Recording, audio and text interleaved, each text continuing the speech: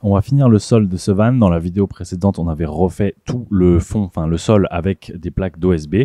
Et là, on va pouvoir tout nettoyer parce qu'on va poser un sol en PVC par-dessus ça. Le but, c'est d'avoir des finitions qui sont top, d'avoir quelque chose qui est solide, qui est propre, qui est clean et d'avoir des belles finitions dans notre van. Donc, pour faire ça, on va prendre un scotch en double face et on va pouvoir venir placer comme ça nos morceaux de scotch le long. Alors j'en mets toujours une bande vraiment collée au bord, même si, ne vous inquiétez pas, on viendra mettre à la fin de l'aménagement des baguettes de finition par-dessus tout ça.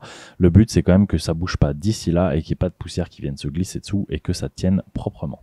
Ensuite, on va pouvoir mettre des bandes dans toute la longueur. Le principe du double face, c'est super simple. On met une bande, on retire la protection et on vient coller ce qu'on veut par-dessus.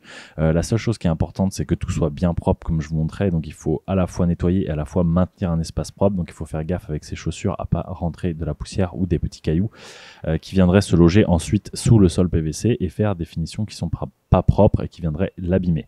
Donc ça, c'est assez important. Vous voyez, je les ai espacés de 15 à 20 cm les unes avec les autres. C'est pas très grave, vous n'avez pas besoin d'en mettre une quantité complètement folle parce que de toute façon, les meubles vont venir en fait s'appuyer dessus et les maintenir en place. Donc le sol ne bougera vraiment pas. Et comme je vous disais, on mettra aussi des baguettes de finition. Donc vous avez vu, on remet un coup de nettoyage pour être sûr que tout est bien propre. Et là, c'est l'étape un peu satisfaisante. On va pouvoir retirer tous les scotch en même temps. C'est assez sympa. Mais à partir de là, il va falloir faire très attention à ne pas rentrer dans le van ou à ne pas mettre de saleté, comme je vous disais, parce que ça va tout coller sur le scotch. Et ça serait vraiment dommage.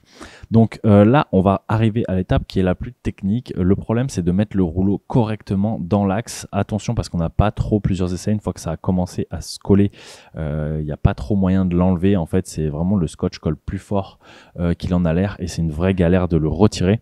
Donc il faut y aller progressivement et il faut bien avancer en appuyant par le milieu parce que de la même manière, si vous faites des plis, ça va être un problème et ça va être compliqué de les enlever. Il faut aussi bien faire attention à ce que le motif en fait du sol soit bien dans le bon axe et qu'il soit pas de travers.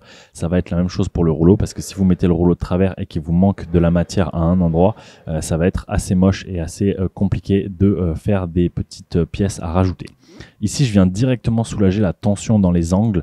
Ça, c'est assez important parce que non seulement ça va vous permettre de plaquer correctement le sol directement dans les coins, mais ça va aussi éviter qu'il se déchire ou qu'il s'abîme en forçant trop sur ces angles-là.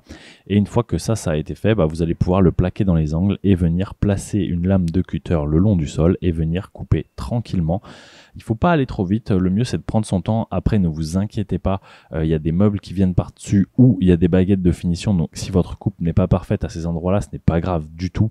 N'y passez pas 50 ans. Mais quand même, si on fait une coupe plus propre, ça sera toujours mieux et ça viendra quand même faire une finition qui est mieux si jamais il y a des petites zones qu'on voit encore à la fin de l'aménagement. Ensuite ici, on est sur l'avant, on est le long de la cloison et c'est toujours la même méthode. On vient bien pousser avec les doigts jusqu'au bout et on coupe avec la lame le long du sol. Donc il faut que ça soit bien plaqué parce que sinon vous allez avoir un décalage. Faites attention parce que ça se coupe mieux que ça en a l'air.